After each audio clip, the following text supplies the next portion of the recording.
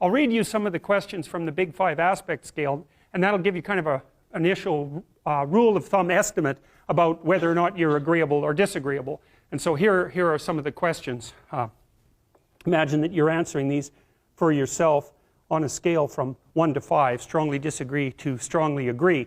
So the first question is, am not interested in other people's problems. So if you are interested in other people's problems, that tilts you towards agreeableness, and I believe that's agreeableness is divided into compassion and politeness, which also sound like very positive things, right? Because everyone wants to be compassionate and everyone wants to be polite, and so you might say, well, is that a virtue? Are those virtues, with the other end being actually negative, to be not compassionate, not polite? It's certainly worded that way, and that's actually a mistake, because we know that these traits are normally distributed, roughly speaking, right? And that means that there has to be positive and negative features at every single position on the distribution. And so to make the presupposition, for example, that being extroverted is being better than being introverted, or that being emotionally stable is necessarily better than being neurotic, is to make a confusion of moral obligation with trait position. You have to assume that there's advantages and disadvantages all the way along, or the distribution wouldn't have set itself up that way, especially because these seem to be biologically instantiated traits. So anyways, if you're interested in other people's problems, they like to unburden themselves to you, you care about it. That's a mark of compassion. If you're more or less indifferent to other people's stupid problems and you wish they just get on with it, then you're less compassionate, you're harsher and more well, at the extreme, more callous. Let's see. Respect authority. That's politeness. That's part of agreeableness. Rarely, let's see.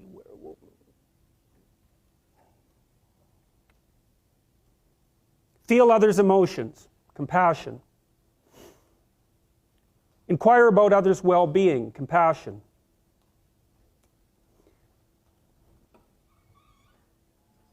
Can't be bothered with others' needs.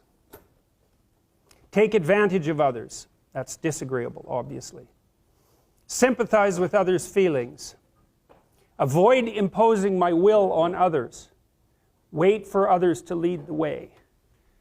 Okay, I think all of those were associated with trait agreeableness or disagreeableness. So let's think about this for a minute. So I'm going to tell you how I conceptualize agreeableness. The first thing you want to know is that women are more agreeable than men, about half a standard deviation. And that's approximately enough so that if you took a random male and a random female out of the population and you tried to guess who was more agreeable and you guessed the female, you'd be right about 60% of the time. So, but what's interesting about that, and this is something also to keep in mind, is about normal distributions, you know. So imagine you have a normal distribution so that most people are in the middle, and then you have another normal distribution, male and female, and mostly they overlap.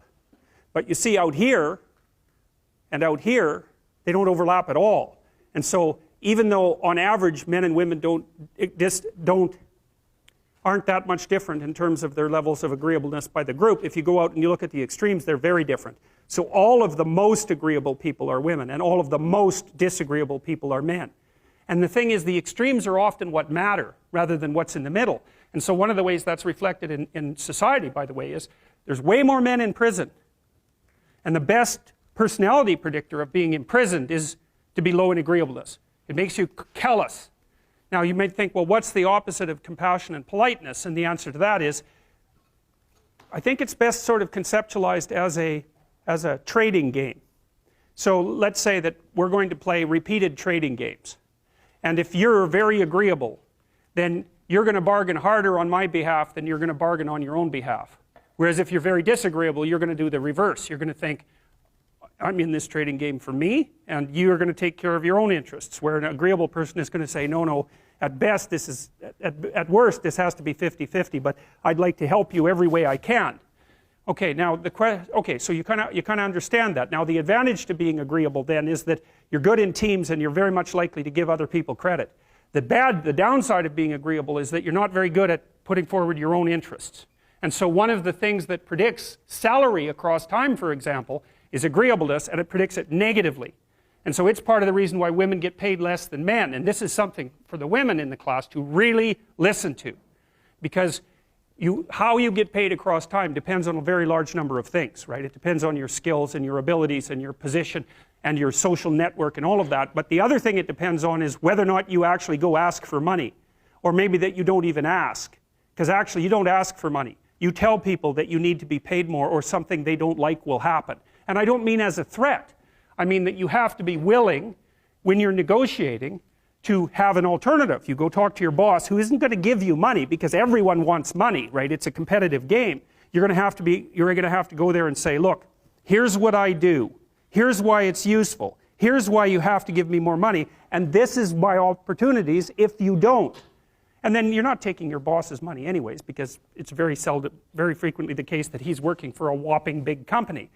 But he needs an excuse to give you money because everyone's asking for money all the time.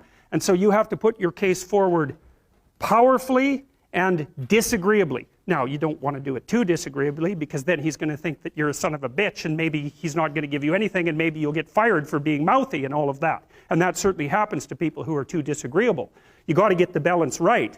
But it's definitely the case. And the other thing that happens to women that's also worth noting, and this is probably because they're higher in negative emotion, is they tend to underestimate their own utility in business settings, right? Because if you're trying to evaluate what you're like, and you're more tilted towards negative emotion, then the things that you do that are wrong are going to stand out more on the foreground than the things that you do that are right.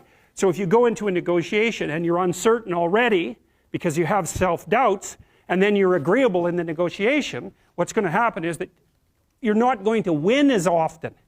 And winning in a business setting or in a career development setting means more opportunity for promotion and more revenue generated. Now, the downside of that, of course, is as you climb the business hierarchy is that you also have to take on more responsibility.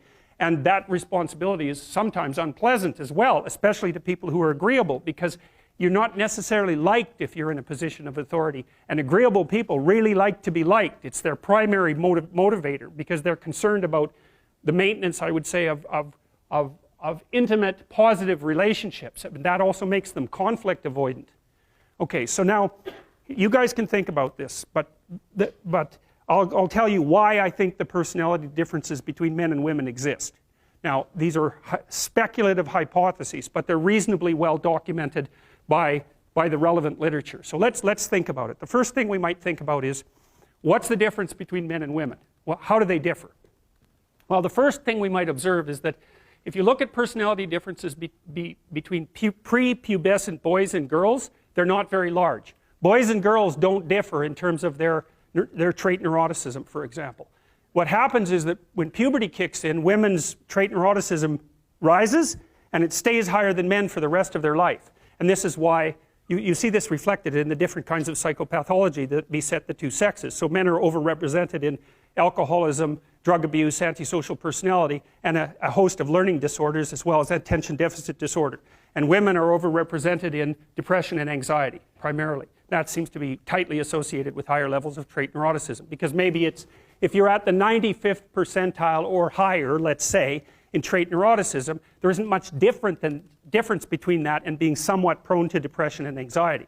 And because the curves overlap, you know, the curves aren't identical, the normal distributions aren't identical for men and women, you tilt the one to the right, to the women's curve to the right towards higher levels of neuroticism. You go out and you look for the person in 20 who has the highest levels of negative emotion. It's much more likely to be female than male. Okay, so let's see if we can figure out why.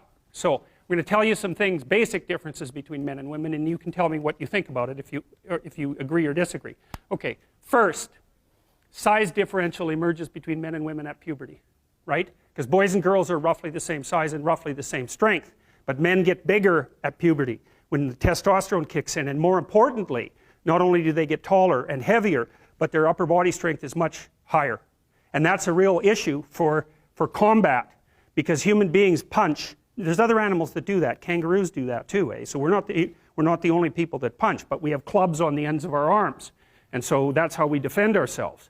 And so if you have a lot of upper body strength, especially across the shoulders, and you're heavier, then you can step into the punch and it's a lot more devastating. Now, it is the case that if you look at the statistics for physical altercations in marriage, women attack their husbands more often than husbands attack their wives. Well, you think, why is that? Well, let's assume that there isn't any reason other than both people in a relationship can get upset, and the women know that if they hit their husbands, nothing's really going to happen, right? Because if you're if you're a woman about that high and your husband is, say, my height, unless you hit me with an object or something that's sharp, the probability that you're going to do me any serious damage is pretty low. You might hurt me, but if I do the reverse and hit you, and I really hit you, then I might kill you. And so the reason, at least one of the reasons why women can be more physically aggressive in minor ways in a relationship is because everyone knows, the wife and the husband equally, that the consequence of the physical aggression is much more limited. So men do more serious damage to women, but women are more aggressive in relationships.